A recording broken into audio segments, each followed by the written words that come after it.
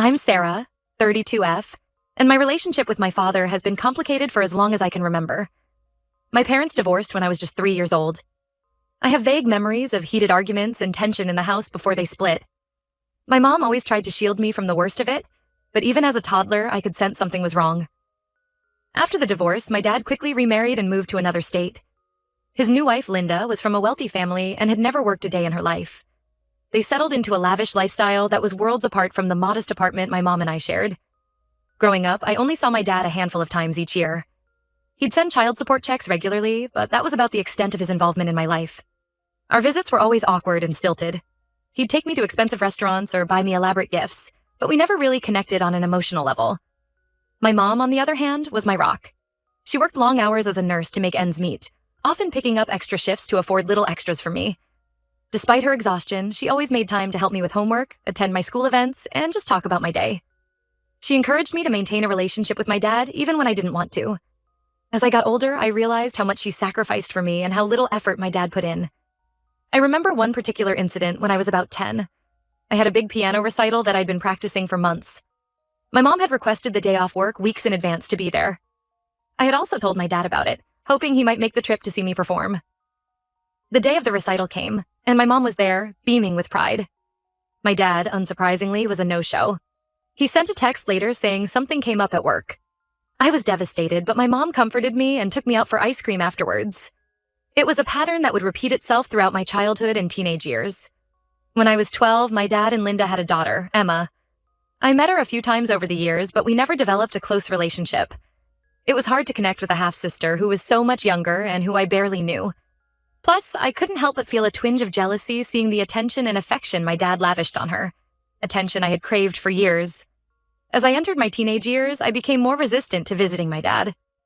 Our time together was always superficial. Shopping trips or fancy dinners where we struggled to find things to talk about. I started making excuses to avoid these visits, throwing myself into school activities and friendships instead.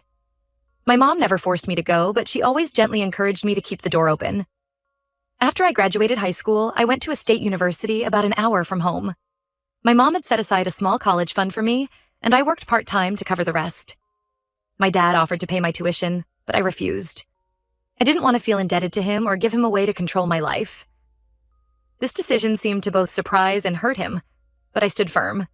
During college, I made even less effort to stay in touch with my dad. The occasional phone calls dwindled to just birthday and holiday greetings. I was busy building my own life, making friends, and exploring my interests. I dated a bit, but nothing serious.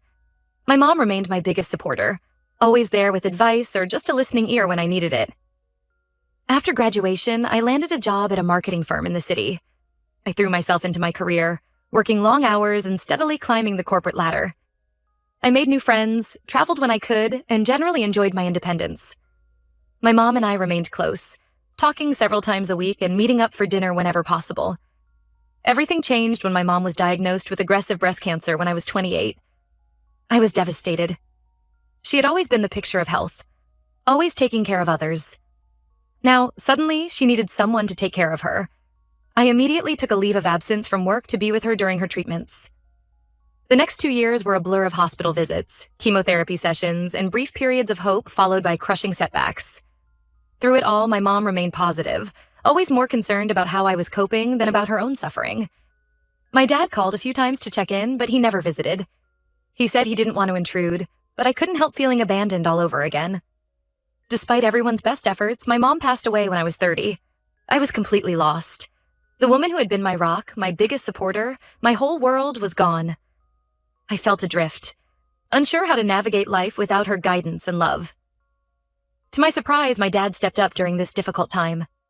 He came to the funeral and stayed for a week afterwards, helping me sort through my mom's things and just being there for me. We had some good talks, and for the first time, I felt like I was seeing a different side of him. He shared stories about my mom from when they were young, and I learned things about her I'd never known. It didn't erase years of absence, but it was a start. After he went back home, we stayed in better touch. We'd talk on the phone every couple of weeks, and he even came to visit me a few times. It wasn't a perfect relationship, but it was better than it had ever been. I started to feel like maybe we could build something real, even if it was later than I would have liked. A few months ago, my dad called to tell me that Emma 20F, had been accepted to a university near where I live. He asked if I'd be willing to let her stay with me for her first semester while she got settled. I was hesitant. I barely knew Emma and wasn't sure about having a roommate. But my dad seemed excited about the idea of us bonding, so I reluctantly agreed. Emma arrived last week, and it's been a disaster from day one. She's messy, inconsiderate, and seems to have no concept of personal boundaries. She helps herself to my food and belongings without asking. She stays up late playing loud music and leaves her stuff strewn all over the apartment. When I tried to set some ground rules, she rolled her eyes and said I was being uptight. The final straw came yesterday. I came home from work to find Emma had thrown a party in my apartment without asking. There were at least 20 people there, many of whom seemed drunk. My living room was trashed, and someone had spilled red wine on my white couch, a couch that had belonged to my mom and held sentimental value for me. I lost it. I kicked everyone out and told Emma she needed to find somewhere else to live immediately. She started crying and saying she had nowhere to go, but I stood firm. I helped her pack her things and called her an Uber to a nearby hotel. My dad called me this morning, furious. He said I was being cruel and selfish, and that family should stick together. He accused me of holding grudges from the past and taking them out on Emma. He even threatened to cut me out of his will if I didn't let Emma come back. I'm hurt and angry. I feel like my dad is trying to make up for his absent parenting by forcing a relationship between Emma and me without considering my feelings or respecting my boundaries. At the same time, I worry that I'm overreacting and being too harsh on Emma. Maybe I'm letting my complicated feelings about my dad cloud my judgment. So, Reddit, AETA for kicking my half-sister out and refusing to let her stay with me? Update 1. It's been a week since everything went down with Emma, and a lot has happened. First, I want to thank everyone for their comments and perspectives. It's helped me process my feelings and gain some clarity. The day after I posted, my dad showed up at my apartment unannounced. He had flown in from out of state, supposedly to fix things. I was tempted not to answer the door, but decided it was better to face this head-on. When I opened the door, I was struck by how tired and old he looked. It was a stark reminder that he wasn't the larger-than-life figure I remembered from my childhood, but just a man, flawed and human like the rest of us. Our conversation started tensely. My dad tried to guilt me about Emma, saying she was young and just needed guidance. I stood my ground and laid out all the ways she had disrespected me and my home. I also expressed how hurt I was that he was taking her side without even hearing me out. As I spoke, memories flooded back. All the times he had disappointed me, all the important moments he had missed. I found myself voicing hurts I hadn't even realized I was still carrying. To my surprise, as I talked, my dad's demeanor changed. He seemed to deflate, sinking down onto my couch with a heavy sigh. Then he did something I never expected. He apologized. Not just for the current situation, but for years of being an absent father. He admitted that he had always felt guilty about how little he was involved in my life growing up. When he left my mom, he said he convinced himself that a clean break would be easier for everyone. But as the years went by, he realized how much he had missed out on. He spoke about watching me grow up in snapshots, a reluctant teenager during his occasional visits, a determined college student rejecting his financial help, a grieving daughter at my mom's funeral. Each time, he said, he felt more and more like a stranger in my life. When Emma was born, he saw it as a second chance to be a good dad. He admitted that he overcompensated with her, rarely saying no and giving her everything she wanted. He realized now that he had done her a disservice by not teaching her responsibility or consideration for others. He also confessed that he had hoped Emma living with me would be a way to bring us all closer together, to create the family bond he had failed to nurture when I was younger. We talked for hours, delving into issues we'd never addressed before. I shared how it felt growing up with an absent father, always wondering why I wasn't enough to make him want to be around. He opened up about his own insecurities, how he felt he could never measure up to the amazing job my mom was doing raising me. It was emotionally exhausting, but also cathartic. For the first time, I felt like my dad was really seeing me and hearing me. At one point, I brought out some old photo albums my mom had kept. There were pictures of me at various ages, school plays, sports events, graduations, all moments my dad had missed. As we looked through them together, I could see the regret on his face. He asked questions about each photo, genuinely interested in the stories behind them. It was bittersweet, sharing these memories that he should have been part of. At the end of our talk, my dad said he understood why I couldn't have Emma living with me. He promised to help her find alternate housing arrangements and to work on teaching her better life skills. He also committed to working on our relationship, suggesting we start having regular dinners together to stay connected. It felt like a small step, but an important one. As for Emma, I did agree to meet with her one more time. My dad brought her over the next day, and she gave a tearful apology. It seemed more genuine than I expected, though I'm still wary. She admitted that she had taken advantage of my hospitality and had never really considered how her actions might affect me. She spoke about feeling pressure to live up to her mom's wealthy background and my dad's expectations, which had led her to act out in destructive ways. I made it clear that while I'm open to slowly building a relationship, I'm not ready to live together or be super close right away. I explained that trust takes time to build, and that her actions had seriously damaged any potential for trust between us. She seemed to accept this, though I could tell she was disappointed. Emma is now staying with a friend from her new university while she looks for a more permanent living situation. My dad is helping her navigate this and also encouraging her to look into counseling to work on her issues with entitlement and responsibility. He's also taking a more active role in teaching her practical life skills, something he admits he should have done years ago. I'm cautiously optimistic about the future of my relationship with both my dad and Emma. It's going to take time and effort, but I think we're on a better path now. I'm proud of myself for standing firm on my boundaries while also being open to reconciliation on my own terms. There's still a lot of work to be done, and I know there will likely be setbacks along the way. But for the first time in a long time, I feel like there's a possibility of having a real family relationship with my dad, and maybe even with Emma. It's a strange feeling, equal parts exciting and terrifying. Only time will tell how it all works out. Update 2.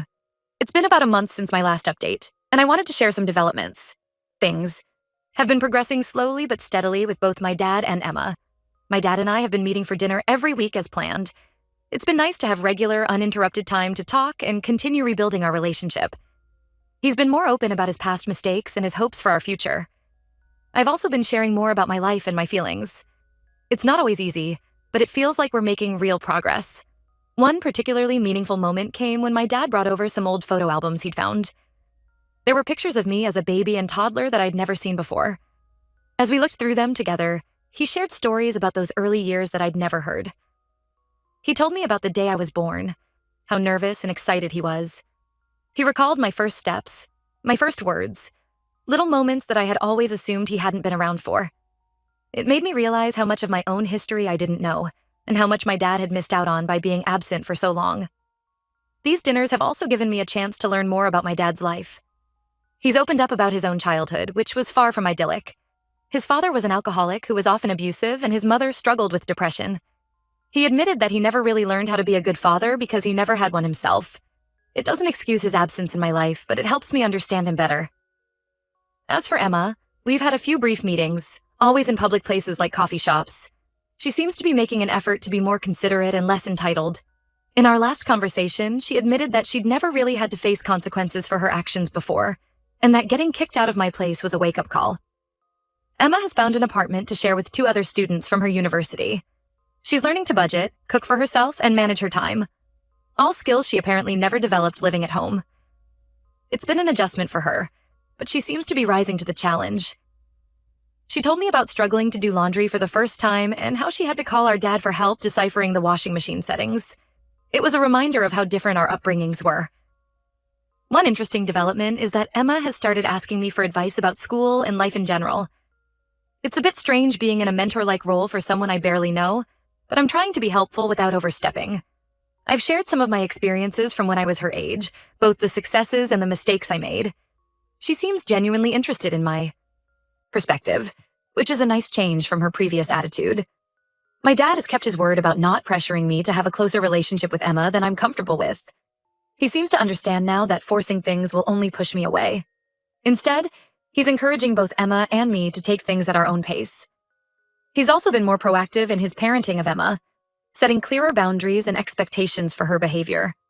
I'm still processing a lot of feelings about my childhood and my relationship with my dad.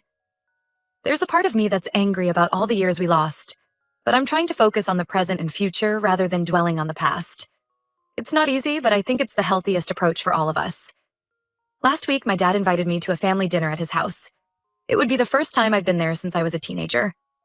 I'm nervous about it, especially about seeing Linda again.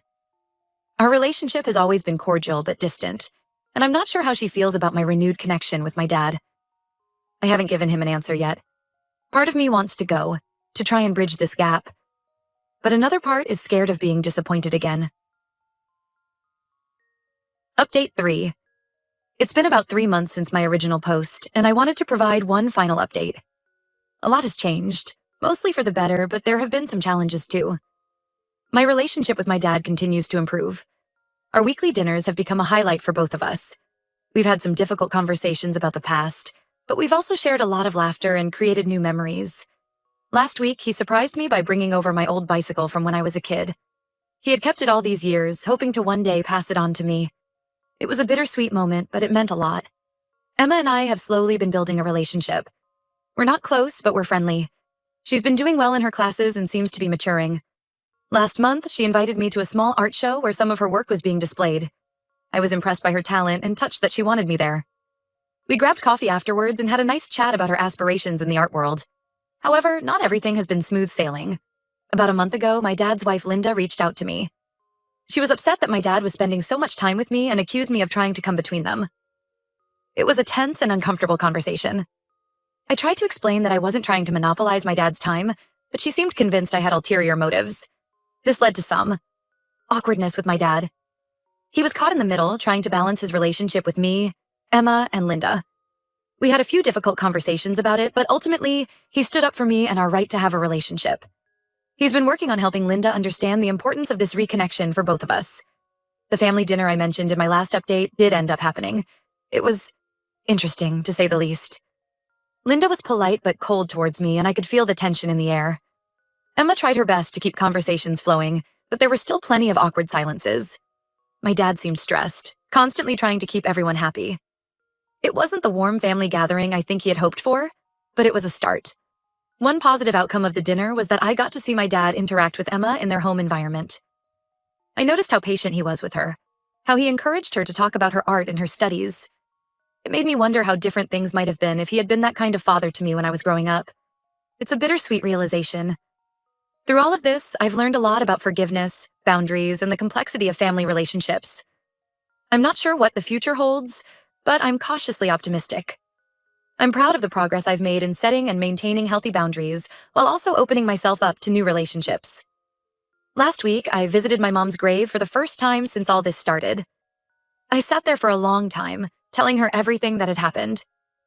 I like to think she would be proud of me for giving my dad and Emma a chance, but also for standing up for myself. I miss her wisdom and guidance now more than ever. As for what's next, my dad has suggested a family therapy session with him, Emma, and me. I'm considering it, though I'm not sure if I'm ready for that level of intensity yet. Emma seems eager for it, while I'm more hesitant. It's just one of many decisions I'll have to make as we continue to navigate this new family dynamic.